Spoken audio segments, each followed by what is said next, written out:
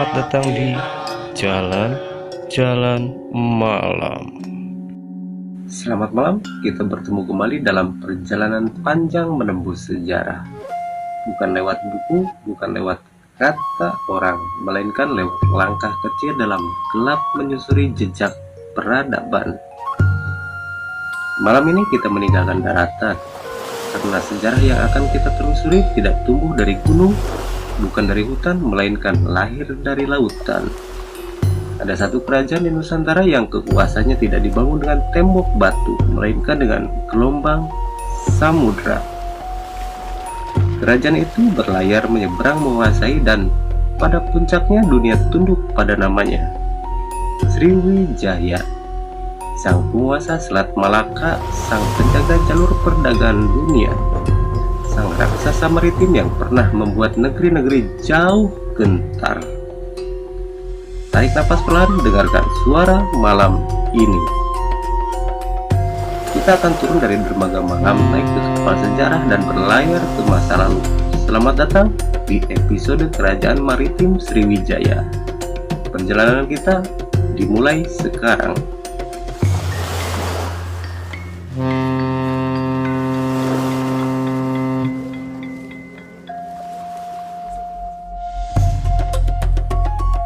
Bayangkan kita berjalan di bawah cahaya lampu minyak, kayu dermaga berderit saat kita melangkah. Di kanan kiri kapal-kapal besar berjejer seperti dinding baja. Ini bukan pelabuhan kecil, ini adalah jantung perdagangan Asia. Kapten dari India turun dengan sorban panjang, pedagang dari Tiongkok membawa peti kayu keramik dinasti. Pedagang Arab membawa minyak dan kain berkualitas tinggi. Biksu dari Tibet turun dari kapal dengan membawa gulungan naskah.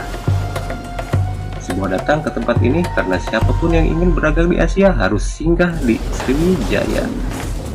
Di pelabuhan ini, setiap malam terdengar bahasa yang berbeda: Sanskerta, Tamil, Arab, Tiongkok, dan bahasa Melayu Sriwijaya. Rempah, kayu gaharu, sutra, damar, rotan, kapur, dan perak, emas, keramik semuanya berpindah tangan dalam hitungan jam. Dan sementara para pedagang bekerja tanpa lelah, di kedua berdiri mercusuar api yang menyala sepanjang malam, tanda bahwa kapal yang datang dari samudra sedang memasuki wilayah Sriwijaya. Pelabuhan ini bukan sekedar tempat singgah, ini adalah pusat dunia.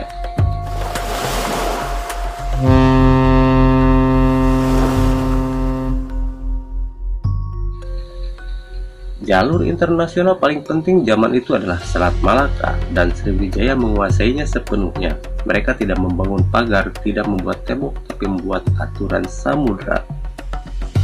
Semua kapal dari India ke Cina, dari Cina ke India, dari Arab ke Asia Tenggara wajib berhenti di Sriwijaya. Bukan hanya untuk pajak, tetapi untuk perlindungan. Jika sebuah kapal mencoba melewati jalur tanpa singgah, armada laut Sriwijaya akan menghentikan mereka, bahkan di tengah badai sekalian. Yang luar biasa, Sriwijaya tidak hanya memenangkan perang, tapi memenangkan pikiran orang. Diplomasi menjadi senjata, hanya dikirim ke Kaisar Tiongkok. Kerajaan di India menganggap Sriwijaya sebagai sahabat. Biksu Tibet datang untuk belajar. Ketika kerajaan lain membangun kekuasaan darat, Sriwijaya membangun kekuatan pengaruh global. Kekuatan paling mematikan dalam sejarah adalah kekuatan yang tidak terlihat.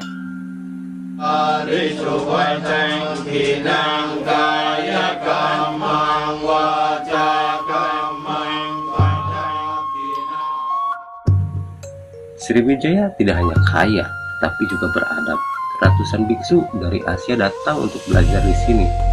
Bahasa Sanskerta, kitab suci Buddha, ilmu filsafat, astronomi, tata bahasa sastra, semuanya berkembang pesat.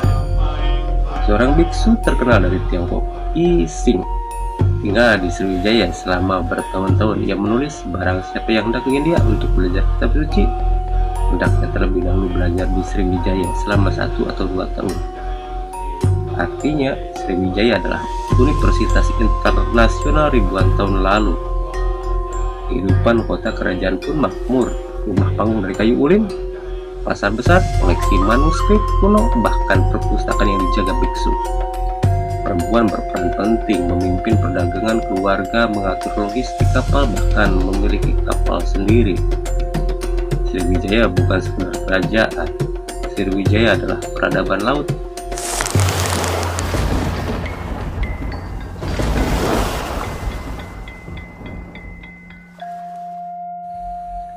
Di balik kemegahan ada kekuatan gelap yang membuat musuh takut. Prajurit Sriwijaya, Ksatria Samudra, tubuh kekar, kulit gelap, terbakar matahari, bertarung dengan kecepatan mengerikan meskipun geladak kapal bergoyang. Latihan mereka bukan di tanah tapi di laut, memanjat tali berlayar, bertarung sambil menjaga keseimbangan di kapal sempit, berenang membawa tombak, panah bertali agar dapat tarik kembali setelah dilepas. Strategi utama bukan tembakan jarak jauh, tapi merapat dan menguasai kapal musuh dengan tangan sendiri. Saat lonceng perang berbunyi, kapal Sriwijaya tidak mundur, mereka menyerang. Nama Sriwijaya membuat banyak kerajaan berpikir dua kali sebelum menantang.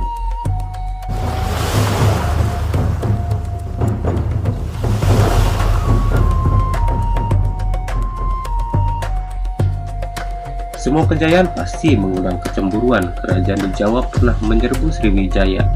Pelabuhan terbakar, dermaga hancur, namun Sriwijaya bangkit dan menyerang balik. Kemudian muncul ancaman dari Semenanjung Melayu, lalu dari kerajaan Siam, masing-masing ingin menguasai jalur pelayaran. Sriwijaya mengirim ekspedisi militer jauh ke Thailand Selatan, menguasai pelabuhan penting sebagai penanda kuasa. Kemenangan demi kemenangan datang, tapi musuh semakin banyak. Kekuasaan yang luas selalu menuntut pertahanan tak berujung.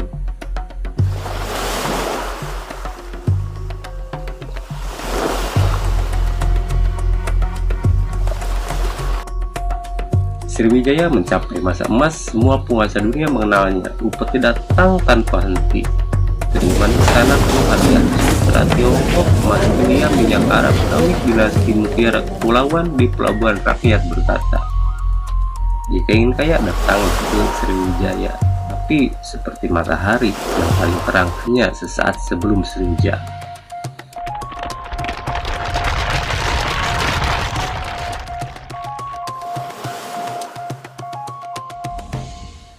Tidak ada kerajaan jatuh dalam satu malam. Sriwijaya runtuh sedikit demi sedikit. Serangan musuh berulang, hilangnya kontrol Selat Malaka, pelabuhan lain muncul sebagai pesaing. Sekutu berbalik menjadi musuh, pendapatan dari pajak laut menghilang. Dan yang paling mematikan, kapal asing tidak lagi wajib singgah di Sriwijaya. Seperti pedagang yang tak lagi butuh pasar tertentu, pelabuhan berlahan sepi. Dermaga runtuh, kapal membusuk, prajurit kehilangan tugas dan mercusuar api padam. Sriwijaya tenggelam bukan ke dasar laut tapi ke dasar waktu.